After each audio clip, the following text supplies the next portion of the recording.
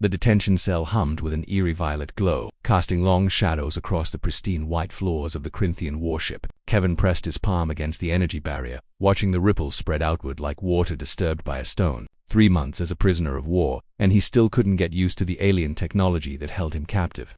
"You're persistent, I'll give you that."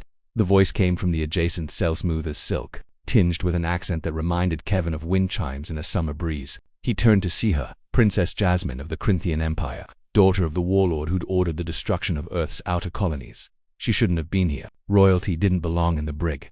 "What are you doing down here?" Kevin asked, his voice hoarse from disuse. Jasmine's luminescent eyes, twin moons of silver and gold, fixed on him through her own barrier. Her skin shimmered with bioluminescent patterns that shifted like living tattoos, betraying emotions her regal face refused to show. "I asked to be placed here, near you." Kevin laughed bitterly. "Come to gloat. Watch the captured human in his cage." "No." She moved closer to her barrier, and Kevin noticed the restraints around her wrists, heavy crystalline shackles that pulsed with suppressive energy. "I came to understand why you won't break." For 3 months, the Corinthians had tried everything: interrogation, torture, promises of freedom in exchange for Earth's defense codes. Kevin had given them nothing but silence and defiance. It had earned him the grudging respect of his captors and, apparently, the curiosity of their princess. "My people broke icily," Jasmine continued, her voice dropping to barely above a whisper. "When your kind first arrived in our sector, we thought you were weak, soft, your body's fragile, your lifespan's short, your technology centuries behind ours."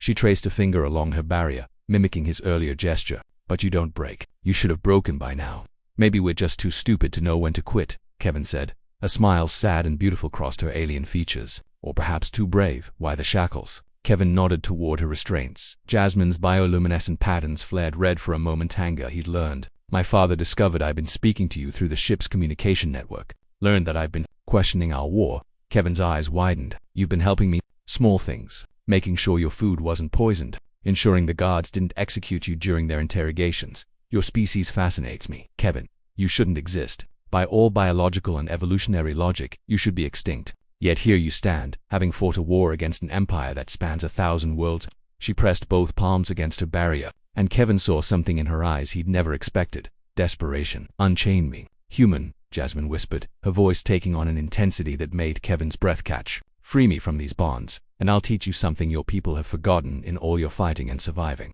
"What's that?" "Desire." The word hung in the air between them like a promise. Not the desire to survive or to win. True desire, the kind that makes life worth living beyond the battle. The passion my people lost when we became conquerors. The fire I see burning in your eyes even now, even here.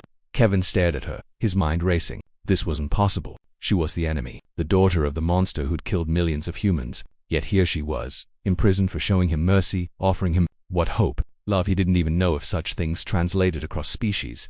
He finally asked. Jasmine's lips curved into a knowing smile. "The gods change shifts in 17 minutes. My father has underestimated you, as he underestimates all humans. He thinks these cells are escape-proof." She held up her shackled wrists. "He doesn't know I've been slowly overloading these restraints for weeks. When they fail, the feedback will disable both our barriers for exactly 43 seconds, and then you'll have a choice, Kevin of Earth.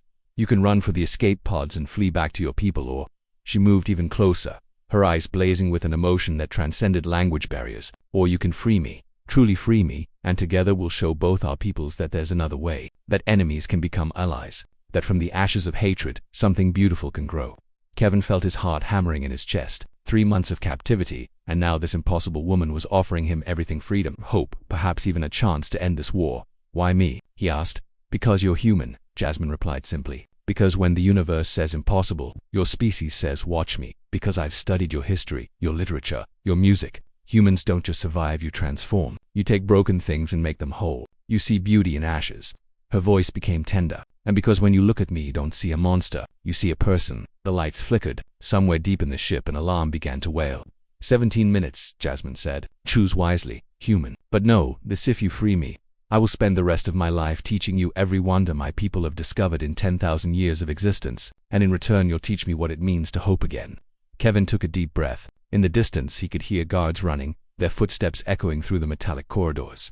The barrier between him and Jasmine hummed with barely contained energy he'd spent 3 months refusing to break. Now, finally, he was ready to break free. "Tell me what to do," Kevin said. Jasmine's smile could have lit up the darkness of space itself. "First," she whispered, her eyes gleaming with ancient knowledge and newfound hope, We teach them that humanity's greatest weapon isn't their stubbornness or their courage. It's their capacity to turn enemies into family, to find love in the void. Her restraints sparked once, twice, and then the ship went dark.